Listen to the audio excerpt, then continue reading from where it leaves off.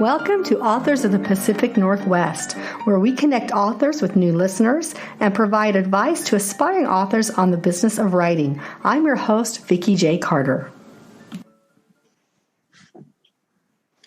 So hi there, podcast listeners. Thank you so much for coming back to the Authors of the Pacific Northwest. And today I have the pleasure of introducing you to Bill Schreiber. So Bill, say hello to the listeners. Hello. How is everyone? I think we're all doing good. At least it's sunny outside in the Northwest for now. That's a good thing. Yep. It is a good thing. So, Bill, let's do a little bit of introduction to the listeners that might not know you very well. I've done the research, so I kind of know. But share with us, first off, what state in the Pacific Northwest do you live in? I live in the state of Washington in Seattle. Okay, up north, one of my favorite places. Yeah. Beautiful Seattle. Today's probably a gorgeous day. So listeners, as we're recording, we're just getting into summer.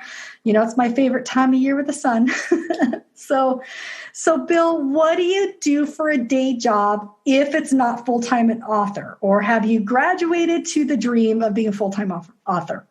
No, I'm not a full-time author. I am a professional writer, and I write for clients primarily in the community foundation space or startups in clean energy and actually companies that are using technology to kind of create better quality of life for their users. Mm-hmm. Oh, you're in the perfect location for that, right? Seattle, tech land. Good spot. It is. So are you like a freelance, your own business owner, or are you through a company and they hire you out as a author, writer for those companies? No, I have my own, kind of a one-man show. I have a journalism degree from the University of Florida, and I've been on magazine staffs, and I've been a magazine editor. And since that time, I've been freelancing wherever I might live. I've lived in Florida and Georgia, and now Washington, and I've freelanced out of those areas because with an internet connection, you can write pretty much for anyone. You can. And, I've been doing a lot of reading about freelance writing. Not that I'm ready to jump from my day job because I do like the comfortability of having an income. But there is a lot out there about authors, freelance writing. Give the listeners just a little, if they were thinking about going into freelancing, what would one tip you would give someone? I would probably say try to establish yourself as a particular type of writer. I mean, even if it's a generalist or a technical writer, I saw that gap in my own skills when I got out to Seattle, and I earned a certificate from the University of Washington in technical writing to, add that arrow to my quiver, if you will. So it's about having the skills for the client that you're targeting. Mm-hmm. And a good place to find work these days is on online platforms. Guru.com is one of them. Upwork is another one. And they're out there. And people post jobs. It's a marketplace where writers meet clients who are looking for what you do. So it's pretty effective. That's great. And a lot of people don't realize that technical writing is completely different than creative writing. It's a whole different smoke, isn't it? Absolutely. It is probably night and day, actually, because it's very technical and procedural. There's a lot of explaining how processes work or helping lay people understand some sort of technical information. So you're translating and distilling the concept for someone who doesn't have a technical background. Yep, exactly. So speaking my alley, I work for a university and in the College of IT, training students to get themselves out there. And one of the courses I work with a lot is tech writing and tech communications. And so it is always a good big shift at the beginning with my students to explain to them there's a whole different smoke here on this. It's not your English class. It is. It's you have to be in a whole different mindset. Mm-hmm. Yeah, you technical write versus creative writing. You do.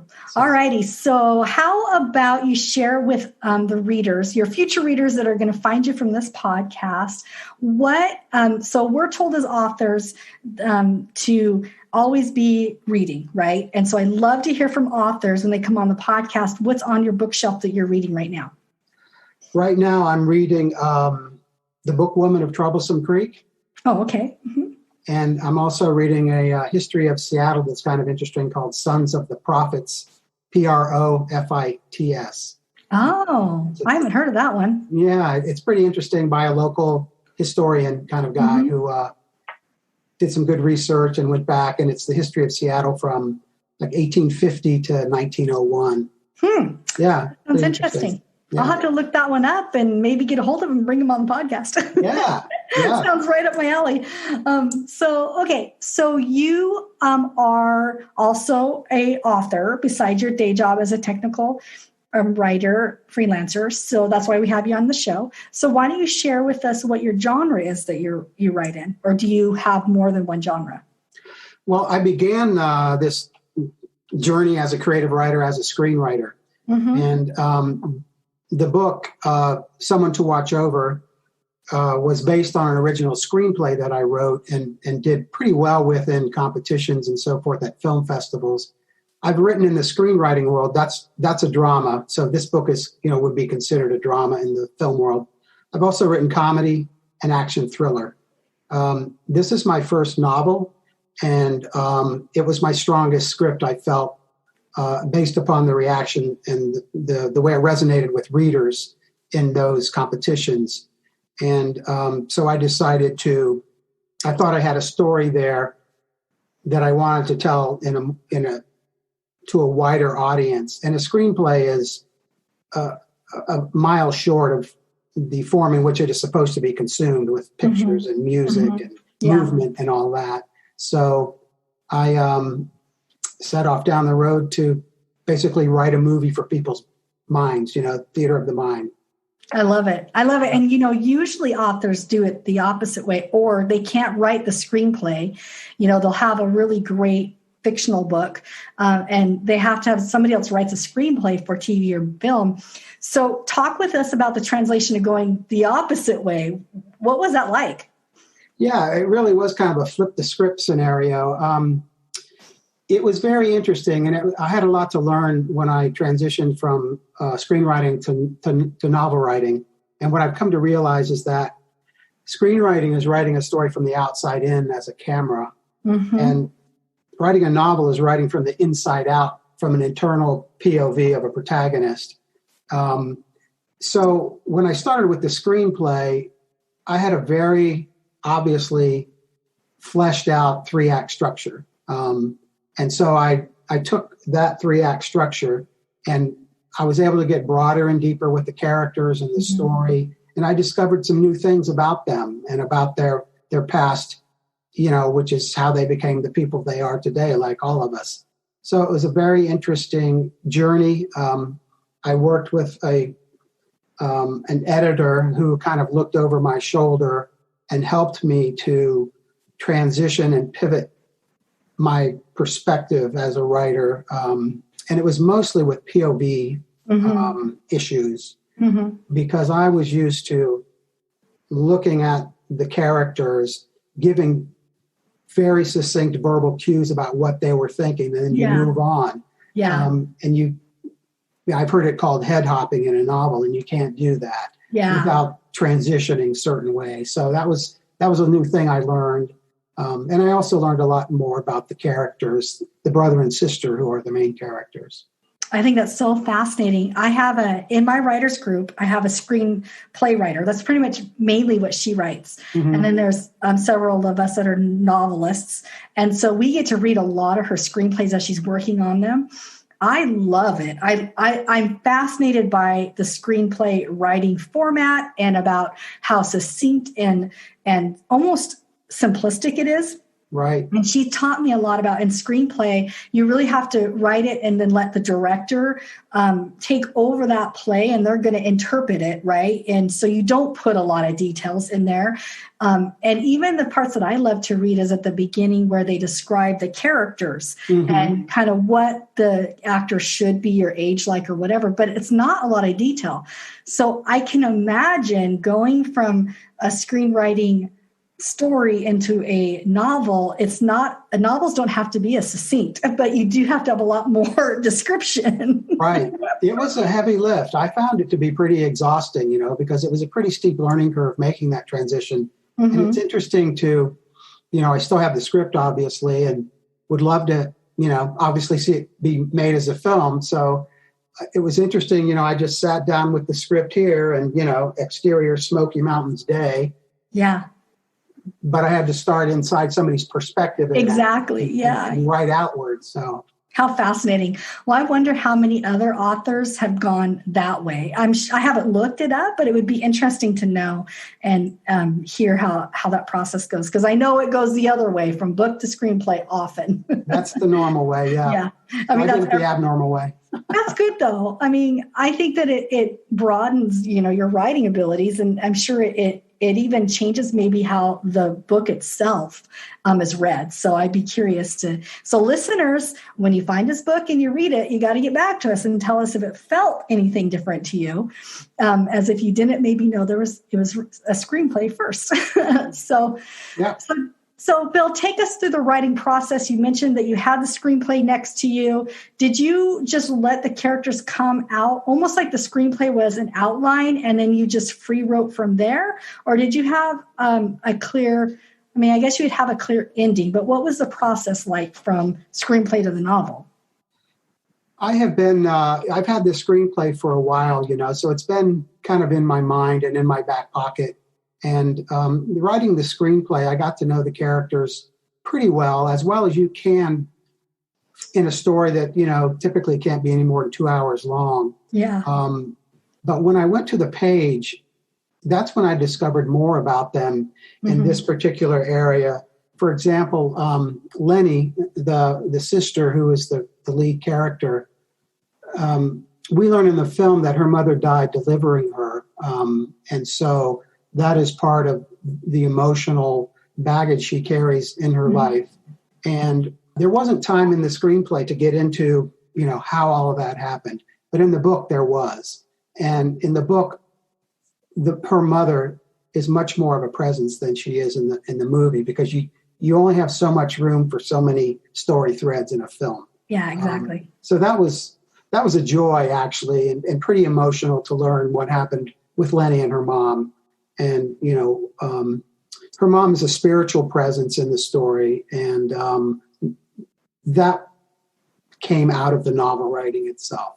Well, that's fantastic. Yeah. And had you not explored the novel, then that would have never came about, right? So correct. Yeah, that's right. That's really wonderful. I love it. So let's talk a little bit about the publishing, because the novel itself, did you get it published and then it won the award, or kind of walk us through that? Because it won readers an award that I'm very interested in myself.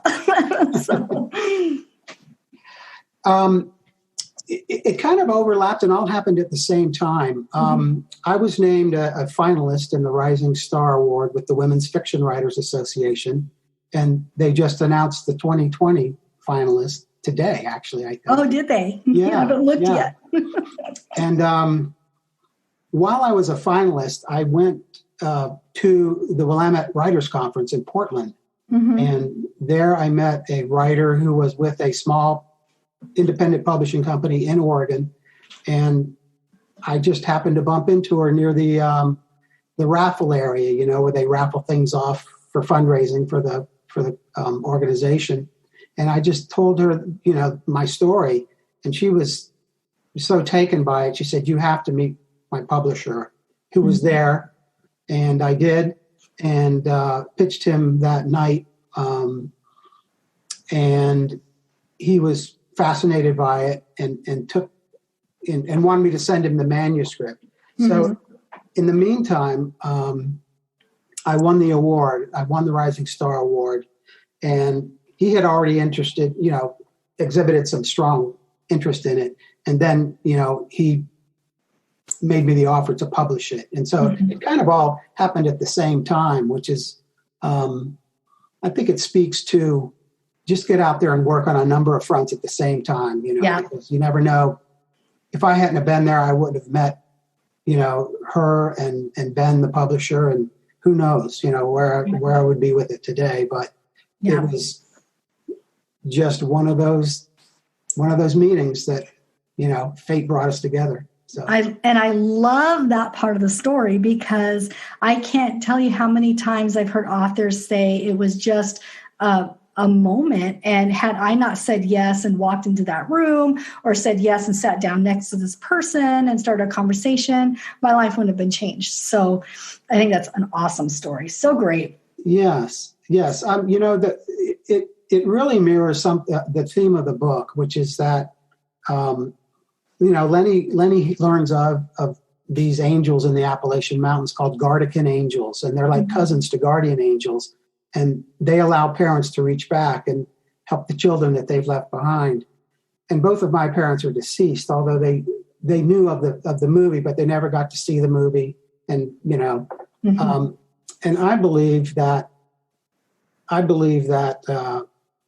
there's a hand, that guides us and helps us when we need help. So I definitely am a believer in that as well. I've had so many wonderful experiences that I can't summarize as anything else but that, and I have a very strong presence from my grandmothers, particularly my father's mom.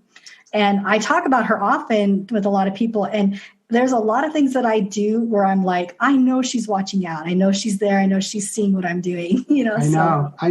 I believe that. I do too. Lenny calls it God's skybox, where they have a view. That's great. They have a view of the field. Yeah, that's very cool. So you talked about the Willamette's Writers Group. So my listeners have heard that a lot. So it's awesome. I think we have probably one of the strongest groups in the Willamette Writers Group. It's just a really, really great organization. Do you have some other associations or support groups that you could plug? I have a lot of aspiring new authors that listen to the podcast, and it's inspiration, and it will help them to find maybe something they didn't know about. Sure. The Pacific Northwest Writers Association, the PNWA, is based in Seattle, and they have a big conference every year. A big organization. They bring in agents and speakers that can help people with their professional development, and also there are agents there looking for stories. And so you can get slots with agents, kind of one-on-one, and pitch your story. So that's definitely something that you should do, because you're going to have pitching is hard. It is. It's like speed dating, people call it, in that environment, and it just feels just weird sometimes. I know, and it's nerve-wracking because there's so much to your story that you need to boil down to about 60 seconds. And but practice makes it easier. So I've been doing, and I brought that with me from the film world, because you have to do the same thing in the film world as pitch a screenplay to a producer. So that's something good to do. And also, of course, the Women's Fiction Writers Association is a very supportive community, and about 1,000 members strong. They also have competitions and online agent pitch events. I think the next one happens in June or July, where you sign up and you can present your materials to probably a dozen or 15 agents. So it's very worthwhile. It's so great. And it's funny that you bring that up, because my listeners have been following me on the journey of me writing my first book. So it started with the podcast. Well, the book started, then the podcast came along as I started to ask authors about their journey. And it was such great information. I'm like, I can't just sit on this. So that's 2 years later, a podcast, and almost 100 author interviews later. And I finally have my first manuscript done. Thank the stars. And it's read through. Yeah, thank you. And so now the process for me is getting that agent, what one of my friends calls the agent Santa Claus list together of my top agents that I want to pitch to, and then narrow that down and get that pitch together. So that's kind of the process I'm working towards right now. I didn't know if I was going to self-publish or if I was going to actually try traditional. And so I'm kind of still, I feel now that I'm ready for the traditional approach. If that doesn't work, then we can go self-publishing, or maybe a small press, so it's been a fun journey. So I'm glad you brought up the agent aspect, because it's kind of right where I'm living right now. Well, here's another great resource that's online. It's called, you may be familiar with Manuscript Wish List. Yep. Okay. Yep. Are you familiar with Query Manager? I am. Yep. Okay. I'm a frequent haunter of both. That is fantastic because you can filter the agents by, the genres that they're looking for. Yep. You only want to match up with people who are looking for the type of material you write, because everybody doesn't rep everything. Exactly. I heard this great story, a little discouraging, but it was so inspiring to me, that from an agent, so she's in New York, and she was sharing with other authors that she gets so many query letters that on her walk to her job down New York, whatever street it was, at every light, she would go through her emails and see how many emails she could delete, because the first line didn't catch her. And she gets that many query letters. So that is how important that first line is. Yes. And I was just like, oh my gosh, so it's a whole art even doing that part. It is. Query letters are an art unto themselves. They really are. So let's get back to you, Bill. Tell me and the listeners what your inspiration is for this book. But before you do that, remind us of what the title is, because it kind of just slipped past us, I think. The book is called Someone to Watch Over. Okay, great. And it's about a woman who's trapped by a tragic secret, and she's never forgotten the baby her estranged father secretly forced her to give up as a teen, kind of in a small town in the foothills of the Smoky Mountains.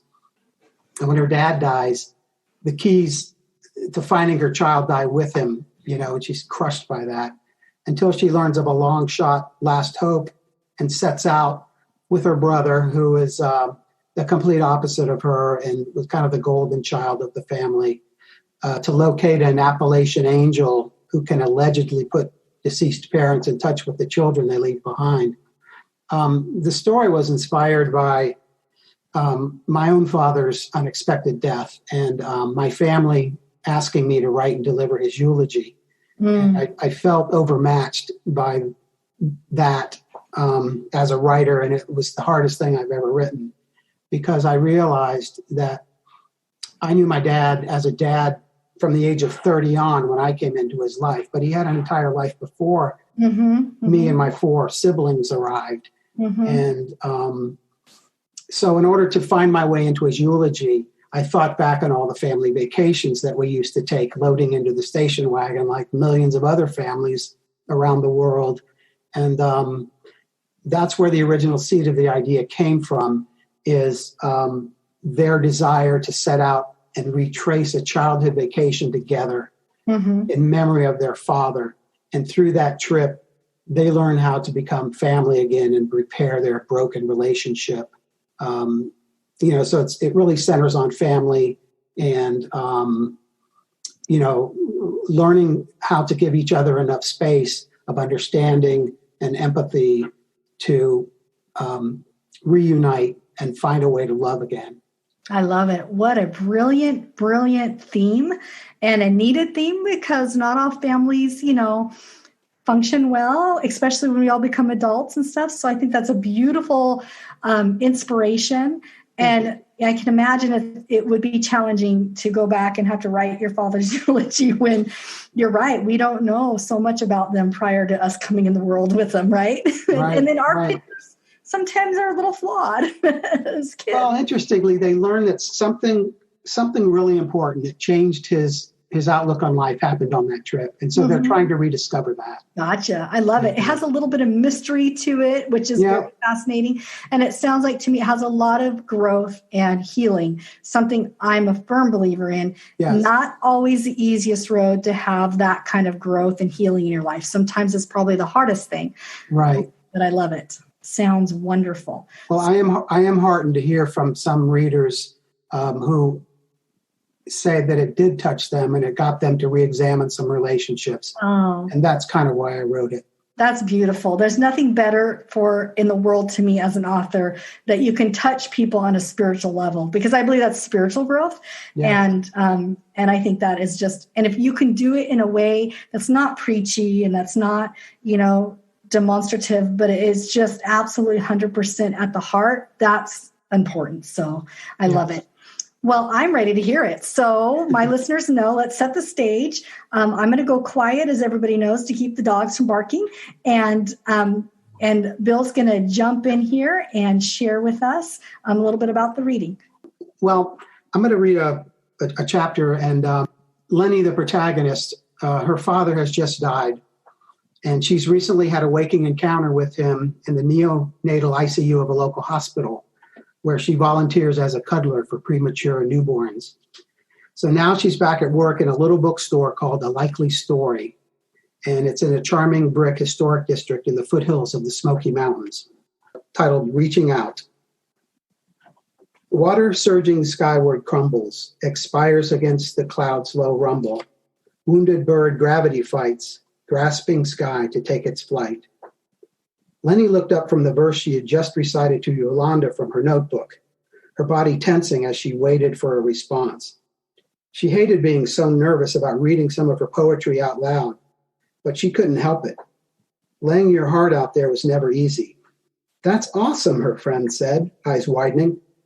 Lenny thought the years they had been apart since she'd left had only enhanced Yolanda's natural beauty. The short raven hair really suited her, peach tips a perfect complement to her ebony complexion. Lenny breathed a sigh of relief. Really? Yeah, girl, I love it. You're just being nice. No, I'm not. Lenny grinned. It's about this fountain I saw in San Fran years back when I was traveling. So beautiful against the sky. They were on a break from taking inventory in A Likely Story's lovingly named basement bauble room. The storage area was down a rugged set of stone steps and housed souvenir collectibles like Great Smoky Mountain refrigerator magnets, shot glasses, coffee mugs, snow globes, and keychains. A stack of handmade soaps leavened the musty air with the aroma of lavender and lemon myrtle. A dehumidifier rumbled and hummed under lightweight steel shelving that ringed the stone-walled room. Windows at ground level allowed just enough clarity for Lenny to notice the dust suspended in streams of light. She liked to think of it as breathable history, particles dating back to the former church's birth in 1789. After she clipped her pen inside her notebook and closed the cover, she glanced at the last of Dad's hand-carved wooden angel figurines on a shelf. She picked up a little cherub with petite wings and a baby blue choir gown, head bowed, hands clasped in prayer. A round sticker on the bottom read $9.95. She cleaned the dust off with her finger and traced the small angel's swirl of black hair before placing it among its heavenly host. Honestly, Yolanda said, picking up Lenny's notebook and skimming the pages, I think you write some of the best poetry I've ever read. Have you read a lot? Her friend blinked at her and paused before she answered, That's not the point. The point is, are you going to put the fountain one to music if it doesn't find its way into a book like you set out? Maybe. I don't know. Lenny hoped it would be her breakout poem, the one that finally lifted her into the ranks of published poets. But she'd been disappointed so many times with unfortunately, the material doesn't meet our needs rejection letters, she'd learned not to get too emotionally attached to the idea. She had been flattened so many times by all the turndowns that she suddenly needed Yolanda's feedback to be genuine. You really think it's that good? Girl, please, Yolanda's voice jumped an octave. All I've got to say is, Maya Angelou, move over. Lenny couldn't stifle a sputtering laugh and fanned herself with her inventory clipboard. You're an Easter egg short of a basket. I'm serious, Yolanda said. After hearing you read in that sweet voice, I'm ready to climb into that fountain and get unbound myself. Maya Angelou. Lenny playfully popped Yolanda's shoulder with her clipboard. I swear, her words were piped in straight from above, every syllable. She sat on a rolling step stool, tugged off her right boot, and kneaded the arch behind the ball of her foot. Yolanda plopped down opposite her. What's the matter? Cramp? No, childhood. Lenny sighed. I had to wear a dreadful corrective shoe as a little kid, some kind of bone thing, but it did straighten my foot out. Now it flares up sometimes if I'm on it too long. She looked around the shelves, still massaging her foot. Well, guess we best get back to it. I suppose, Yolanda said and got up to count snow globes. You know, she said, jotting the number on her clipboard sheet, Mama says they're never really gone. Lenny pinched the tips of her toes. Who's never really gone? Yolanda's lips moved as she silently tabulated dusty coffee cups. The dearly departed, she finally said. Can you believe that? Mama thinks God allows kin who've passed to reach back to the kids they've left behind, to help them with their earthly struggles through what she calls guardian angels. Garda what? Her friend apparently couldn't spare a breath to answer her question because she had a few more thoughts on the subject. Isn't that the craziest thing you ever heard? Mama told Aunt May about the guardian angel, an old woman who put her in touch with her long-dead daddy. Well, you can guess what happened. What happened, Lenny said. Yolanda shook with a deep chuckle. Aunt May passed straight out. We had to bust an ammonia stick to bring her around. Are you talking about guardian angels? Lenny said. Nope. Those are different. There's folks who believe guardians are a peculiar ilk unto themselves, like highly specialized angels. Their whole job is to connect parent and child kin. Who ever heard of a special forces branch of angels, Lenny said. Everyone knew about the phonies who claimed to be able to link folks with the deceased for goodly sums of money. Lenny chewed the end of her pencil.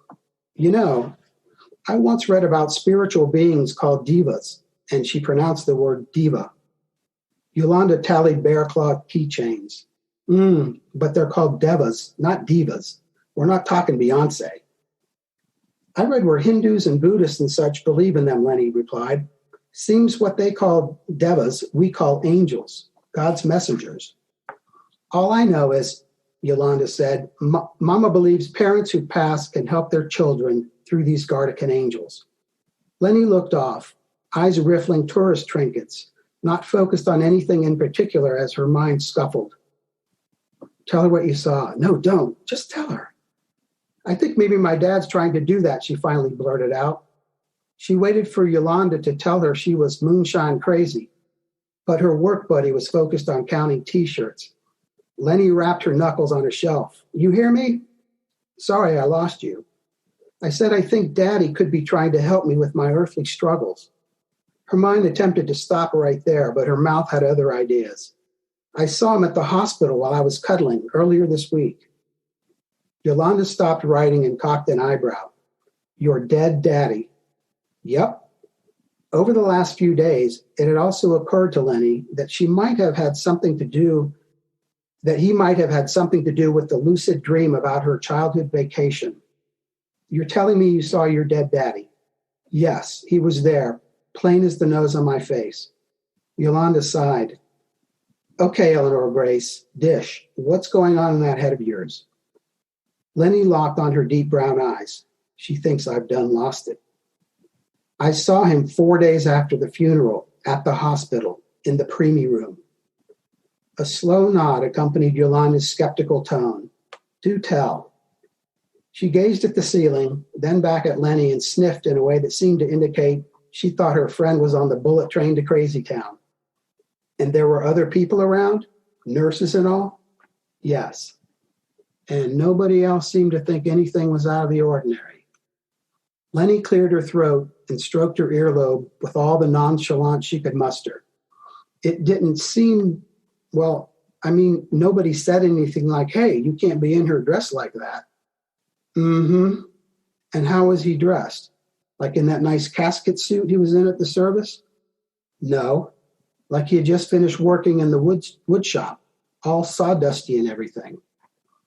And nobody else saw him because Lenny suspected Yolanda was waiting her to follow her line of thought to a practical conclusion, just like Miss Day used to do back in 6th grade.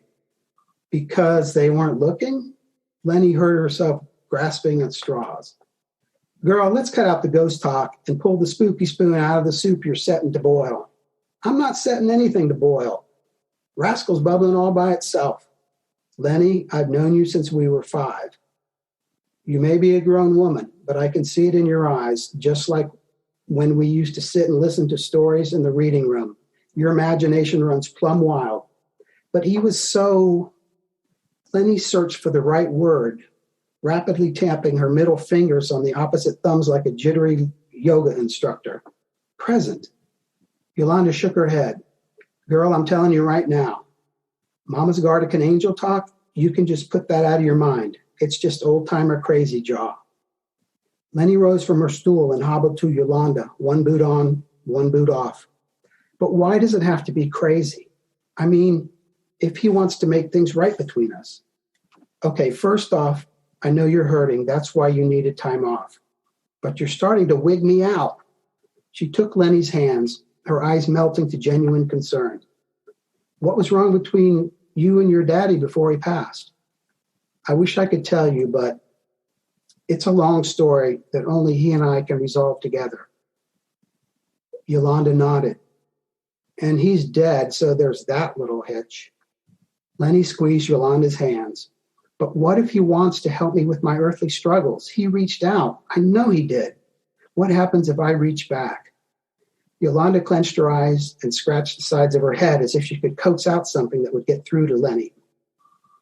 She took Lenny by the shoulders and gave her a little shake.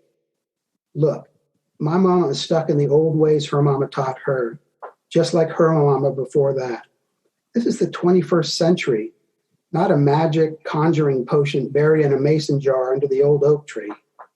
Lenny dropped her gaze. She knew the possibility was one in a zillion, absurd even. Look at me, Yolanda said. Just because some folks choose to believe something doesn't make it true. Dead kin reaching back across the great divide to help children they leave behind? That's all just dirt old blibbity blab from a corner of the Appalachians. Mama claims a little town in Georgia called Tallulah Falls. It makes about as much sense as high heels and a sack race. Lenny held Yolanda's steady gaze, absorbed her concern, her certainty, her unproven certainty. She knew what she'd seen sounded loony by any measure in the normal world. And then there was that other unexplainable experience, her lucid dream of their long-ago family vacation. Somehow the two things were connected. She could feel it in her gut. Tallulah Falls. She tried the word on for size, her voice barely above a whisper. Then she kissed Yolanda's cheek. Thank you. She grabbed her discarded boot from the floor and marched toward the stone steps. She glanced back to see her friend's flabbergasted face. Where are you going? Yolanda demanded. Lenny pushed through a sense of being off kilter, herky-jerky hips riding up and down, the single boot she wore making that leg 2 inches taller than the other. To let Daddy do right by me. She clambered up the steps, Yolanda's pleas growing fainter behind her. But he's done passed. Lenny unleashed a shot in the dark. But maybe he hasn't passed over yet. Can I have the yogurt you left in the fridge? The shout of her co-conspirator was barely audible. Lenny paused at the top of the steps, the cool dampness of the basement rushing up at her as she cupped her hands around her mouth. It's all yours. And thank you, hon.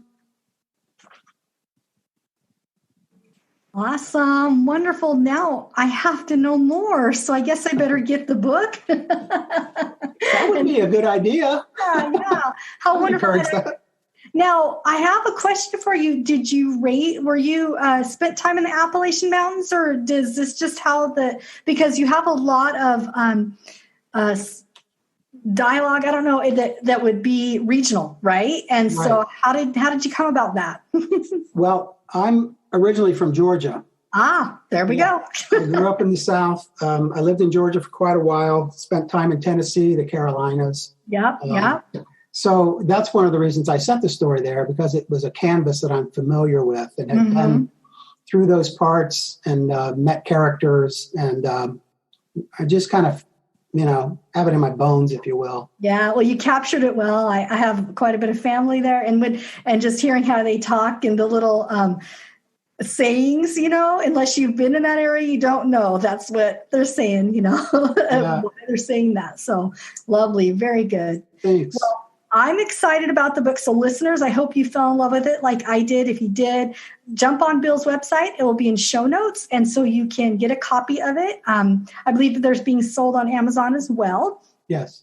And so, Bill, we're kind of in a hiatus for any events in the world right now. But do you have any online events that are coming up that you will be able to meet readers at? Or what's kind of your calendar look like with the COVID world?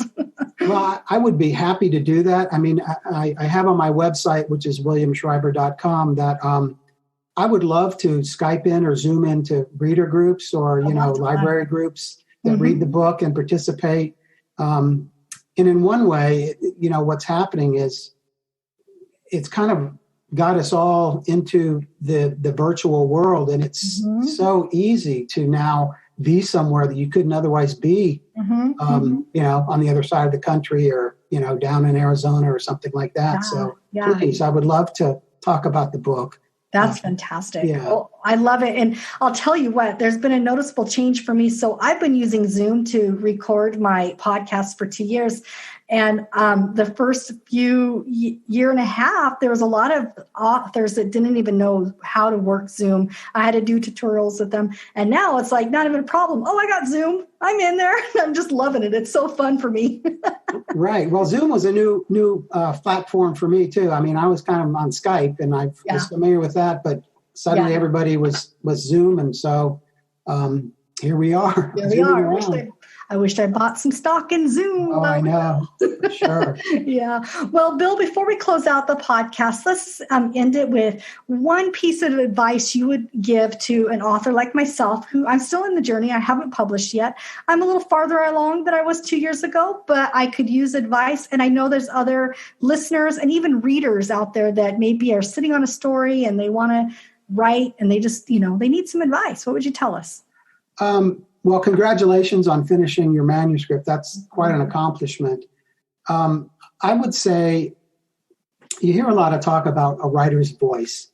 And I think the most powerful stories are the stories that only you can tell. It's a story that, comes from, a place in your own life, your own experience, and nobody else can tell it like you do. And I think the reason that this story has resonated with people is it came from a very raw emotional place and a time. And I think that, for me, those are the most powerful stories. I love a good, action film and all that, but stories of character are the ones that people remember. People remember characters long after the plot is forgotten. So write about, my advice would be to write something only you can write and make people feel something. I love it. Such great advice. I'm taking it in. And I'm sure my other listeners that are in the same places or maybe farther than me and they listen to the podcast, they're taking it as well. So Bill, thank you so much for being here. Listeners, your action item is to get onto Bill's website. It's in my show notes. Hop in there, email him, follow him. Are you on Facebook, Instagram, and Twitter, or one in particular, Bill? I'm on Facebook at William Schreiber Author, and I'm on Instagram and Twitter. Awesome. Yeah. Follow him on one of them or all of them. Let him know you heard him on the podcast. It's so much fun to know where we find people from. And Bill, it's been an absolute pleasure having you here today. Thank you so much, Vikki. I really appreciate it. And keep writing. Thank you. Thank you for listening to the podcast. We hope you enjoyed the episode as much as we did. Follow us on social media and sign up for our newsletter, where you can be entered automatically each month to win a signed free copy of a book from an author that's appeared on the podcast. You can find out more at our website, www.squishpen.com. And finally, if you're an author in the Pacific Northwest and you would like to appear on the show, you can find out more on our website. So until next week, I hope you enjoy the journey. This is Vikki J. Carter signing off.